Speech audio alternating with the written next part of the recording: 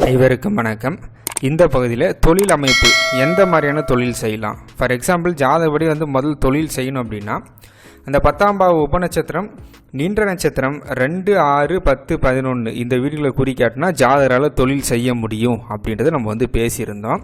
இப்போ எந்த மாதிரியான தொழில் அப்படின்றது அந்த 10ஆம் பாவ உபநட்சத்திரம் தான் எது போல அப்படின்ற அந்த விஷயத்தை சொல்லுங்கள்.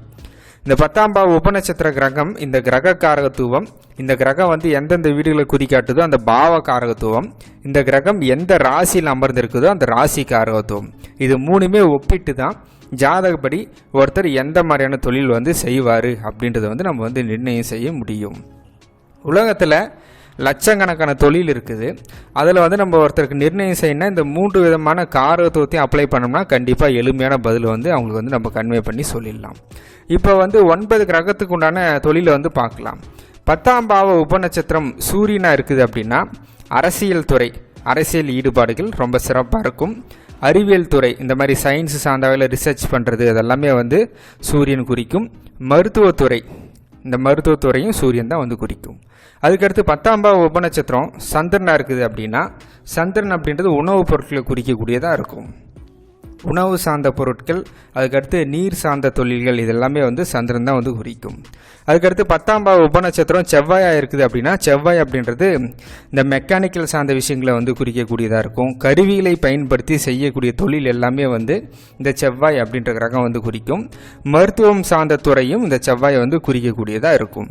அதுக்கடுத்து 10ஆம் பாவ உபநட்சத்திரம் புதனாக இருக்குது. இப்போ இந்த ஜாதத்தில் இருக்கிற மாதிரி புதனாக இருக்குது அப்படின்னா தகவல் தொடர்பு சார்ந்த துறை அப்படின்றது புதன் குறிக்கும். அதுக்கடுத்து புத்தகத்துறை, ஜோதிடம் இதெல்லாமே புதன் தான் குறிக்கக்கூடியதாக இருக்கும். அதுக்கடுத்து 10ஆம் பாவ உபநட்சத்திரம் குருவாக இருக்குது அப்படின்னா குரு அப்படின்றது 2-3 விஷயத்தை நம்ம சொல்லலாம். பணம் சார்ந்த தொழில், ஃபினான்ஸு இந்த மாதிரியான விஷயங்கள் குரு குறிக்கும். அதுக்கடுத்து தங்கம் சார்ந்த தொழில்கள், அதுக்கடுத்து பார்க்குற போது பூஜை பொருள் இதெல்லாமே குரு தான் குறிக்கும். அதுக்கடுத்து சுக்கிரன் 10ஆம் பாவ உபநட்சத்திரமாக இருந்தால் சினிமா துறை, அதுக்கடுத்து கலை சார்ந்த தொழில் இதெல்லாமே சுக்கிரன் குறிக்கும். சனி 10ஆம் பாவ உபநட்சத்திரமாக இருந்தால் இரும்பு சார்ந்த தொழில், சாஸ்திரம் சார்ந்த தொழில், கால்நடை சார்ந்த தொழில் இதெல்லாமே சனி குறிக்கும். அதுக்கடுத்து ராகுன்ற கிரகம் 10ஆம் பாவ உபநட்சத்திரமாக இருந்தால் எலக்ட்ரிக்கல் சார்ந்த தொழில், அதுக்கடுத்து ஆன்லைனில் செய்யக்கூடிய இணையதளம் சார்ந்த தொழில் இதெல்லாமே ராகு தான் குறிக்கும். சட்டத்துக்கு புறம்பான தொழிலை குறிக்கக்கூடியதும் ராகு தான். 10ஆம் பாவ உபநட்சத்திரம் கேதுவாக இருக்குது அப்படின்னா கேது அப்படின்றது இந்த மாதிரி ஆன்மீகம் சார்ந்த தொழில், யோக பயிற்சி, தியானம் இந்த மாதிரி